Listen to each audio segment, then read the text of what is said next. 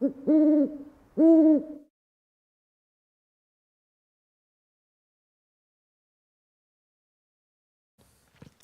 Internet of Things, IOT, and Industrial Control Systems, ICS. Now, have any of you ever seen what nuclear reaction looks like? It looks like this. And today, when you look at any nuclear reactor, they're all being controlled by computers and software. Actually, everything around us is being controlled by computers and software. And this is a very, very fundamental change. It's especially fundamental to us computer security people. Because for years and years, we thought that our job as computer security people is to secure computers. Turns out our job is not to secure computers. Because today those things are computers. Everything around us is computers. Every single company has become a software company. Every single company has become a software company. A car manufacturer company is a software company. A food processing plant is a software company. A power plant is a software company. So our job is not to secure computers. Our job is to secure the society, because the whole society runs on computers and software.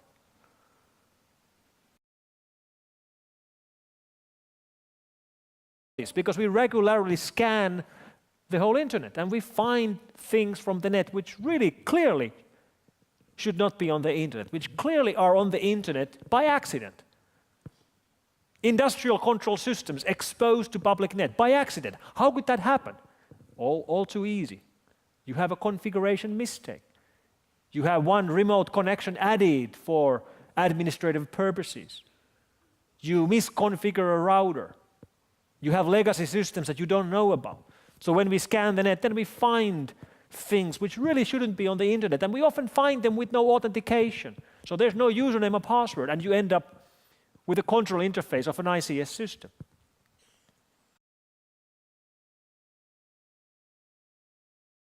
Now, I know most of you can't read Finnish, but here's a headline from a Finnish newspaper from last week. This is from the Länsi-Suomi newspaper, and the headline says, kenttämiehiä odotti kahlu allas, häkkärit sulattivat Äijänsuon jään. What they're saying is that these are the guys who were running a local hockey ring in the small town of Äijänsuo, and some unknown hacker hacked into the control interface of the hockey ring and melted the ice of the hockey ring. And this is, of course, a problem which is only characteristic to Finland. For example, here in Sweden, I'm sure there are no control interfaces for hockey rinks which would be exposed to the internet with no username and password. And then there's another tip about security systems, which is that if you set up a security camera, especially if you set up a security camera so you can monitor the status of your plants, put a password on it.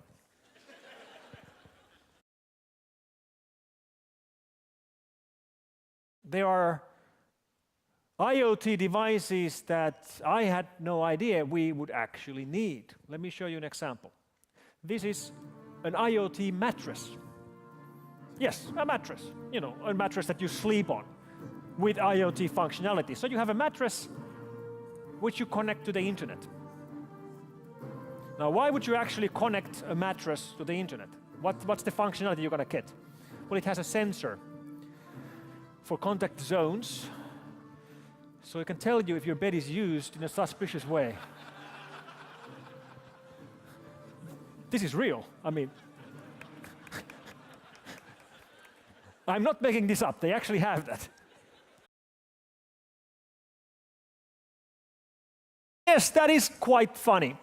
But what's not funny is that 3 weeks ago we saw the largest IoT botnet to cause the largest denial of service attack in the history of the internet. This was the so-called Mirai botnet. And there is no single Mirai botnet. The last time I checked, there was 55 different Mirai botnets. They are all based on the same source code which was released by the author of this botnet around 4 weeks ago, a hacker which we know by the name Anna Senpai. As he or she released the source code 4 weeks ago, we've seen a massive amount of copycats running these botnets.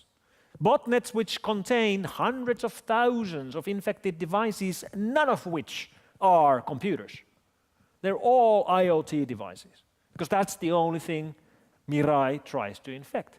And it's actually very basic in the infection logic. It's simply scanning the internet, trying to find IoT devices. And then when it finds an IoT device, it simply tries logging in over Telnet, not even over SSH, over Telnet, using passwords like admin, or username admin, password admin, or root default, or support password, or motherfucker.